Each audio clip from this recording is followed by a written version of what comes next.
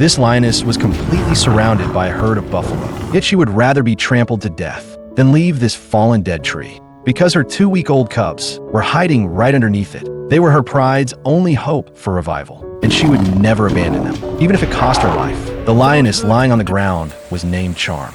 She once led one of Africa's most famous prides, the Marsh Pride, but a disaster struck, and the pride was pushed to the brink of collapse. Several of the pride's males left one after another, and at the same time, the lionesses and their cubs lost the protection of those males. From that moment on, the entire future of the pride rested on Charm and her cousin, Nana. They were the only 2 adult females left. Soon after, a massive migrating herd moved into Charm's territory. She had to seize the chance to bring down enough prey to feed the entire pride. Charm set her sights on an adult wildebeest. As one of the savannah's most seasoned hunters, she knew exactly where a wildebeest was vulnerable. She clamped down on its neck and used her front paws to lock its head in place to keep her balance. In the end, Charm succeeded, but one wildebeest wasn't nearly enough. The youngest cubs still had at least a year before they could hunt for themselves, and their appetites would only grow. As Charm's only adult partner, Nana also had to take on the hunt. But hunting alone is extremely dangerous for a lioness. While chasing a wildebeest, Nana was seriously injured, so badly she couldn't even stand. If a predator found her, she wouldn't survive. The pride kept waiting for her return. As the sun began to set, the situation turned critical. If Nana died, it would be nearly impossible for Charm to feed the entire pride on her own. Charm had no choice but to continue hunting under the cover of night. But the savannah after dark